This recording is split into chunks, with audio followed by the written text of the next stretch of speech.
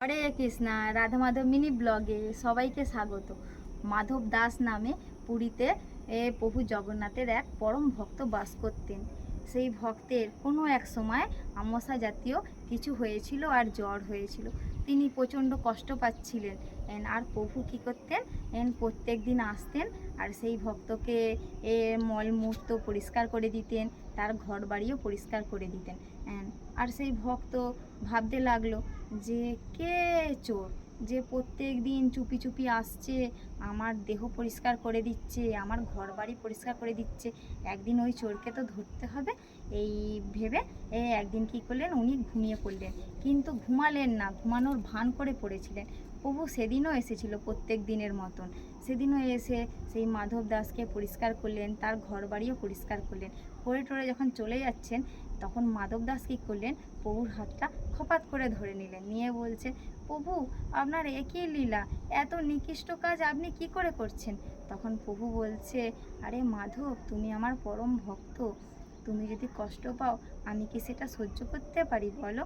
তখন মাধব বলছে যে আপনি যদি সেটাই সহ্য যদি না করতে পারেন, তাহলে আমার জ্বরটা কেন ভালো করতে দিচ্ছেন না? তখন প্রভু মাধবকে বলছে যে মাধব, একটা কথা আছে জানো তো, যেমন কর্মের তেমন ফল। কর্ম আগের জন্মে তোমার খুব খারাপ ছিল, তারই ফল তুমি ভোগ করছো। তোমার এই কর্মের ফল শেষ হতে এখনও তোমার 15 দিন বাকি আছে।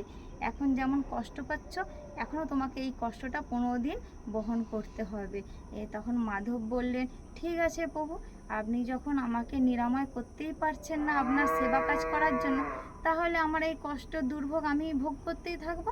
ও মাধব বলে শুয়ে পড়লেন। আর প্রভু কী করলেন, মন্দিরে চলে গেলেন।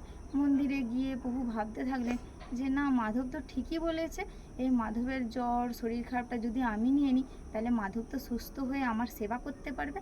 এই বলে প্রভু কী করলেন, মাধবের জ্বরটা নিজের শরীরে ধারণ করলেন। এই যে স্নানযাত্রার দিন 108 ঘোড়া জল দিয়ে ভগবান জগন্নাথকে স্নান করানো হয়, তারপরের দিন থেকেই ভগবানের কিন্তু জ্বর লীলা ভগবান করতে থাকে এই জড় জগতের কাছে। ভগবান হচ্ছে ভক্তবৎসল ভগবান, আর ভক্তের কষ্ট কখনো ভগবান সহ্য করতে পারেন না।